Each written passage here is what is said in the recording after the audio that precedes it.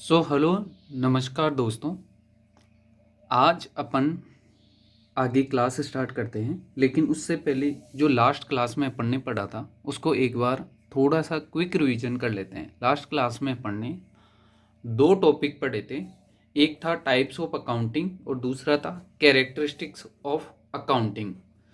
Types of accounting में अपन ने देखा था कि तीन टाइप्स की अकाउंटिंग थी। एक फाइनेंशियल अकाउंटिंग थी, दूसरी कॉस्ट अकाउंटिंग थी एंड तीसरी मैनेजमेंट अकाउंटिंग।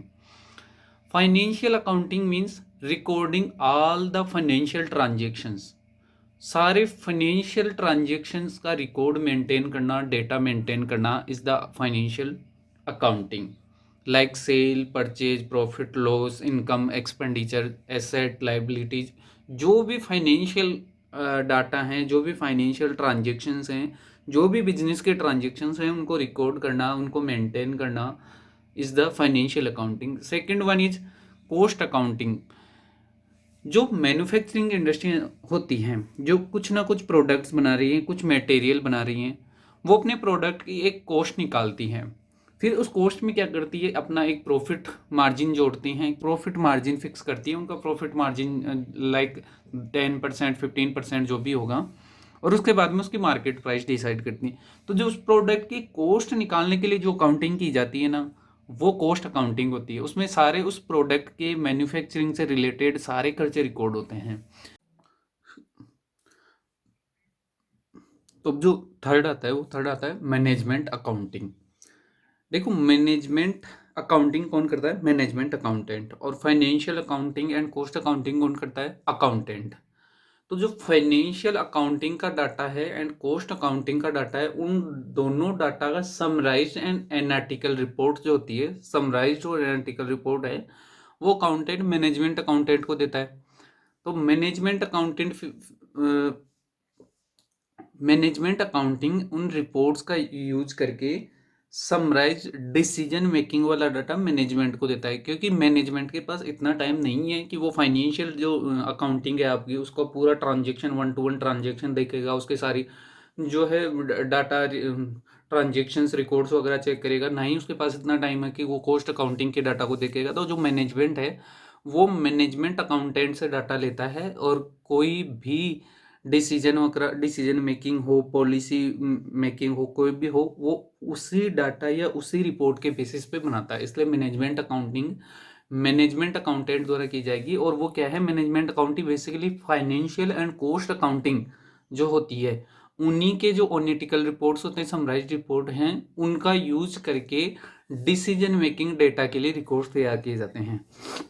इसके बाद में कैरेक्टरिस्टिक ऑफ अकाउंटिंग आती है। कैरेक्टरिस्टिक ऑफ अकाउंटिंग में चार कैरेक्टरिस्टिक है बेसिकली, छोटी मोटी, जो अपन जल्दी से देख लेते हैं। पहला था रेलिवेंसी, मतलब जो भी अकाउंटिंग इन्फॉर्मेशन होती है, कैरेक्टरिस्टिक ऑफ अकाउंटिंग इन्फॉर्मेशन जो भी होगी, वो रेलिवेंट होनी चाहिए for the purpose of working. मतलब आप जो भी डिसीजन या जिस काम के लिए जो अकाउंटिंग इन्फॉर्मेशन मांग रहे हैं, अकाउंटिंग इन्फॉर्मेशन प्रोवाइड करवा रहे हैं, वो उससे रिलेटेड होनी चाहिए, उससे रेलिवेंट होनी चाहिए। ऐसा नहीं है कि वो उससे रेलिवेंट नहीं है, उसके यूज में ही नहीं है। दूसरा था रिलायबल, रिलाई करने वाली होनी चाहिए, यूजर्स उस पर रिलाई करके अपना डिसीजन मेकिंग कर सकें, ऐसी इन्फॉर्मेशन होनी चाहिए। तीसरा था अंडरस्टैंडेबल, हर कोई अकाउंटेंट नहीं होता है, हर कोई अकाउंटेंट नहीं है, इसलिए अकाउंटिंग इन्फॉर्मेशन जो भी प्रोवाइड की जा रही है, वो इतनी इन सिंपल और प्रॉपर फॉर्मेट में होनी चाहिए ताकि वो हर कोई अंडरस्टैंड कर सके और अपना for the purpose of the decision वो उसको यूज कर सके, आराम से समझ करके उसका काम में ले सके। चौथा आता है कंपेरेबल। देखो, जब कोई भी चीज़ अपने को खरीदनी होती है ना, कोई भी चीज़ अपन लेते हैं मार्केट से, तो चार शॉप पे जाते हैं, कंपेयर करते हैं, चार शोरूम में जाके कंपेयर करते हैं, और फिर देखते हैं कौन से में लेना है, कौन से में सस्ती, क्वालिटी वाइज कौन कौन सी बेस्ट एंड प्राइस में कौन सी इफेक्टिव है। तो वैसे ही सेम जो है यहाँ काउंटिंग में होता है। जब कोई भी यूजर्स होते हैं, वो अपना पैसा इन्वेस्ट करना चाहते हैं, या ट्रांजेक्शन, कोई भी ट्रांजेक्शन अगर वो ऑर्गेनाइजेशन के साथ करना चाहते हैं, तो उसकी इन्फॉर्मेशन देखते हैं। तो जो इन्फॉर्मेशन है, वो इंडस्ट्री वाइज जो बाकी उसी टाइप की और ऑर्गेनाइजेशन है, उसके साथ कंपेरेबल होनी चाहिए, मतलब प्रॉपर फॉर्मेट में होनी चाहिए, ताकि यूजर्स उसको दूसरे ऑर्गेनाइजेशन के साथ कंपेयर कर सकें। अब आज नेक्स्ट देखते हैं, वो आता है ऑब्जेक्टिव्स ऑफ अकाउंटिंग। तो नोट्स जो हैं बेसिकली प्रॉपरली पहले ही बना दिए हैं, अब अपने को सिर्फ इसको सिंपली समझना है, तो ज़्यादा टाइम यूज नहीं होने वाला है। तो ऑब्जेक्टिव्स ऑफ अकाउंटिंग देखते हैं। Objectives of account Basic objective of account is to maintain record of all financial transaction and provide information to the users in the form of financial statement. देखो financial अपन कौन सी accounting पढ़ रहे हैं, financial accounting पढ़ रहे हैं। तो financial accounting का मेन प्राइमरी ऑब्जेक्टिव क्या है, प्राइमरी ऑब्जेक्टिव प्राइमरी मोटो क्या है, जितने भी फाइनेंशियल ट्रांजेक्शन हो रहे हैं बिजनेस में उन सारे को रिकॉर्ड कर लेना और उसके बारे में जो भी इंफॉर्मेशन है वो यूजर्स को प्रोवाइड करना इन the form of financial statement, है ना, इन the form of and statement क्या होता है, एंड रिजल्ट क्या होता है, financial statement, profit loss account, balance sheet account. तो उन चीज़ों के रूप में इसका डाटा को देना यही प्राइमरी ऑब्जेक्टिव है। लेकिन इसको कुछ चार जो है अलग सब टॉपिक में कैटेगराइज कर रखा है, उनको अपन एक एक करके देख लेते हैं। सबसे पहला आता है maintain record of business transactions.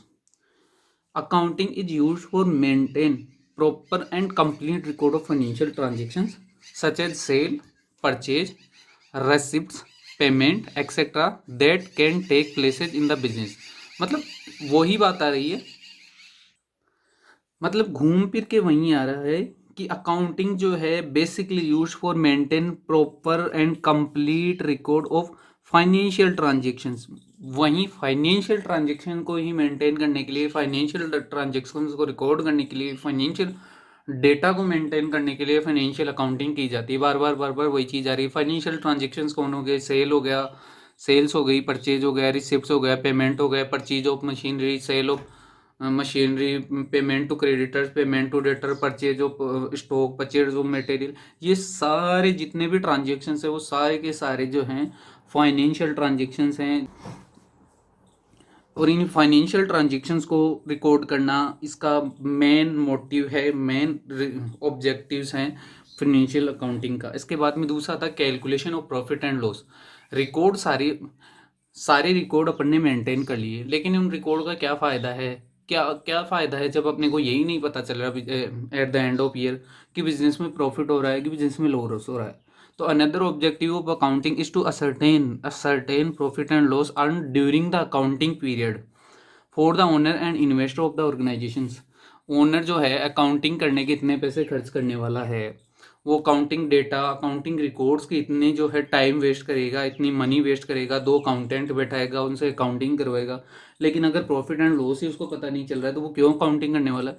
तो बेसिकली क्या है, eight the end of year, मतलब ड्यूरिंग द ईयर जितने भी ट्रांजेक्शन्स हुए हैं, जो भी बिजनेस उसने अपन ने किया है, उसमें प्रॉफिट हुआ है या लॉस हुआ है, ये सारा जो है कौन बताता है, फाइनेंशियल अकाउंटिंग बताती है। तो इसका एक ऑब्जेक्टिव क्या हो गया, calculation of profit and loss.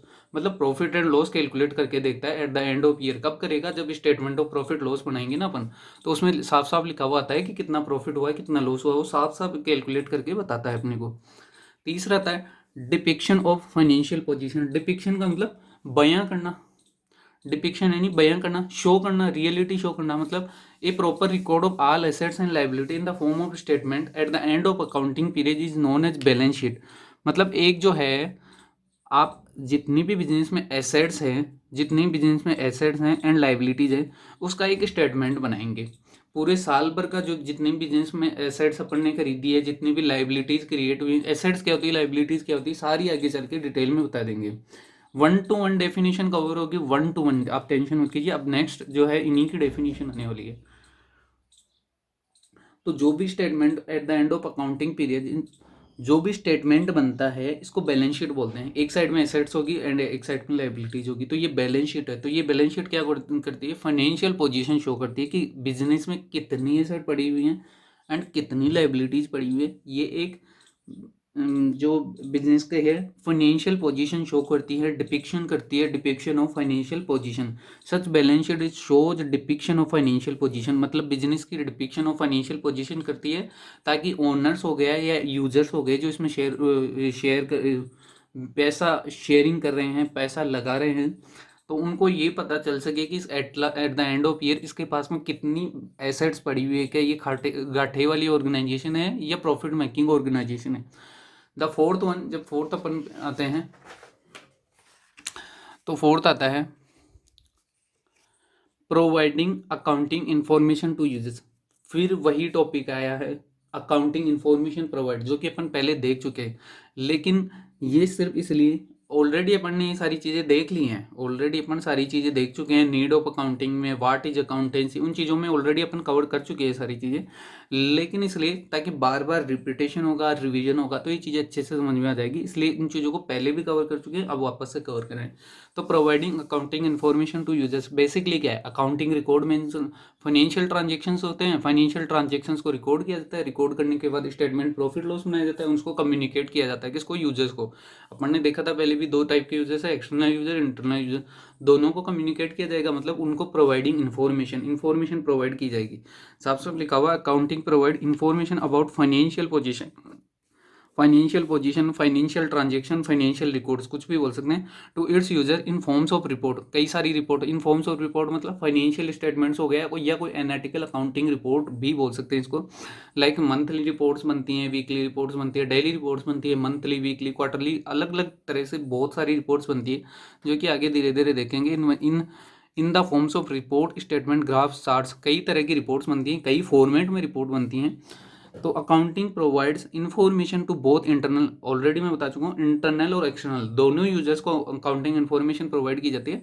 External users होते हैं ना, उनको समराइज्ड वे में रिपोर्ट्स दी जाती है, लाइक फाइनेंशियल स्टेटमेंट्स वगैरह हो गए। लेकिन इंटरनल यूजर, लाइक जैसे मैनेजमेंट हो गया, डायरेक्टर हो गए, बिजनेस के जो सुपरवाइजर्स हो गए, इनको डेली या इन डिटेल जो है अकाउंटिंग इन्फॉर्मेशन प्रोवाइड की जाती है, डिटेल में इंफॉर्मेशन प्रोवाइड की जाती है। पूरा समराइज्ड रिकॉर्ड ना देके पूरे डिटेल्ड अकाउंट इनको प्रोवाइड करवाए जाते हैं users who need in different situation, मतलब जैसा भी उनको चाहिए वैसी वैसी इंफॉर्मेशन इनको प्रोवाइड की जाती है। तो बेसिकली चार ऑब्जेक्टिव देखे, कौन कौन सा? पहला मेंटेन फाइनेंशियल रिकॉर्ड, दूसरा डिपिक्शन ऑफ फाइनेंशियल पोजीशन, तीसरा calculation of profit and loss account, और चौथा प्रोवाइडिंग अकाउंटिंग इन्फॉर्मेशन। अब नेक्स्ट टॉपिक अपन करने वाले हैं रोल ऑफ अकाउंटिंग बिजनेस में। जो इतना कॉम्पिटिटिव मार्केट आज चल रहा है, इस कॉम्पिटिटिव मार्केट में बिजनेस को चलाने में अकाउंटिंग का क्या रोल है? वैसे अकाउंटिंग जो है सिर्फ डेटा मेंटेन कर रही है, लेकिन क्या बिजनेस को रन करने में, बिजनेस की ग्रोथ में क्या अकाउंटिंग का कोई रोल है या नहीं है? तो ये चीज़ एक बार थोड़ा सा शॉर्ट में अपन देखते हैं। एज ए लैंग्वेज, चार फॉर्मेट में दिया हुआ है, as a language, as a historical records, as an information system, और चौथा एज करंट इकोनॉमिक रियलिटी। तो as a language, accounting is a language of business which is used for communicating financial information. Language of business है, मतलब business, अगर अपन business के बारे में कुछ भी बताना चाहेंगे कि बिजनेस कैसा है, तो क्या कुछ ऐसे बिना, जब तक अकाउंट्स अपने पास नहीं होंगे, रिकॉर्ड्स मेंटेन नहीं होंगे, क्या कुछ भी बता पाएंगे अपन? कितनी सेल हो रही है, कितनी परचेज हो रही है, अपना बिजनेस कितना ग्रोथ कर रहा है? तो ये एक लैंग्वेज हो गई। मतलब अगर अपन बात भी करेंगे तो फाइनेंशियल डाटा को उठा के ही बात करेंगे, अकाउंटिंग डाटा को उठा के ही बिजनेस के रिगार्डिंग कोई भी बात कर सकते हैं। किसी को बताना हो बिजनेस कैसा चल रहा है, क्या चल रहा है, तो वो सारा सिर्फ अकाउंटिंग डेटा के रूप में ही बता सकते हैं। अपन को कम्युनिकेट करेंगे तो अकाउंटिंग डेटा के बेस पे ही बता सकते हैं कि कितना प्रॉफिट हो रहा है, कितना लॉस हो रहा है, कितनी ग्रोथ हो रही है, क्या बिजनेस की एसेट्स हैं, क्या बिजनेस की लाइबिलिटीज है। दूसरा आता है हिस्टोरिकल रिकॉर्ड्स, मतलब day to day accounting keeps chronological, मतलब day to day, date wise और डे टू डे दोनों रिकॉर्ड्स मेंटेन करती हैं। मतलब पास्ट अकाउंटिंग में जो है, आप आगे जाके पढ़ेंगे कि जो है पिछले 8 साल तक के डेटा रिकॉर्ड मेंटेन करने होंगे, लास्ट 8 ईयर तक के डेटा रिकॉर्ड मेंटेन करने होते हैं। तो जो क्रोनोलॉजिकल होता है, डेट वाइज अकाउंटिंग रिपोर्ट्स बनती है, डेट वाइज अकाउंटिंग ट्रांजेक्शन्स होते हैं, उनको उसी डेट वाइज ही रिकॉर्ड किया जाता है। तो जो हिस्टोरिकल डाटा है वो आराम से अकाउंटिंग ही प्रोवाइड करवा सकती है। अगर पिछले 5 सालों के डेटा लेने हो, पिछले कई सालों के डेटा की एवरेज निकालना हो, रिपोर्ट्स बनानी हो, तो अकाउंटिंग जो है हिस्टोरिकल रिपोर्ट्स भी प्रोवाइड करवाती है। तीसरा आता है information system. Accounting as information system between sender and receiver. भैया बिजनेस तभी चलने वाला है जब अपन प्रॉपर इंफॉर्मेशन जो है यूजर्स को देंगे, तभी बिजनेस की अच्छी ग्रोथ होगी। अगर स्टेटमेंट सही से नहीं बनेंगे, उसमें फाइनेंशियल पोजीशन सही शो नहीं होगी, तो जो यूजर्स हैं, जो लाइक इन्वेस्टर होंगे, बैंक हो गए, फाइनेंशियल इंस्टीट्यूट जो लोन देने वाले हैं, या क्रेडिटर्स हो गए जो कि अपने को उधार माल देने वाले हैं, अगर उनको प्रॉपर स्टेटमेंट बना करके नहीं देंगे, उनको प्रॉपर फाइनेंशियल पोजीशन शो नहीं करेंगे, तो बिजनेस के साथ, अपने बिजनेस के साथ कोई भी कनेक्शन नहीं रखने वाले। इसलिए बिजनेस सक्सेसफुली रन करने में इस चीज़ में बहुत बड़ा एक जो है अकाउंटिंग का हाथ होता है, क्योंकि वो अकाउंटिंग इन्फॉर्मेशन प्रोवाइड करती है किसको? अकाउंटेंट होता है वो इन्फॉर्मेशन प्रोवाइड करेगा किसको, यूजर्स को। यूजर्स लाइक बैंक हो गया for the purpose of loan, creditors हो गया for the purpose of credit material, है ना। तो इसमें इसका ऑलरेडी बहुत बड़ा रोल होता है। और फोर्थ वन होता है करंट इकोनॉमिक रियलिटी, मतलब वो सही सही जो है करंट या रियल आपकी इकोनॉमिक सिचुएशंस या रियल इनकम शो करता है। It is use to determine true income of entity, मतलब इनकम वही statement of profit loss account बना के, इससे statement of profit loss account बनाएंगे तब ट्रू इनकम निकल के आएगी, यानी actual profit and loss, actual profit and loss at the end of year.